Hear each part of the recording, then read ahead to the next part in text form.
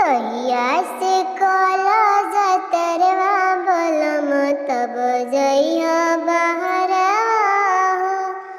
दहिया से कला जतरवा बलम तब जइहा बहरवा हो। मम्मी से बाय करिया पापा से टाटा, मम्मी से बाय करिया पापा से टाटा। धनिया से कला मिलनवा बलम तब जइहा बहरवा हो। धनिया से कला मिलनवा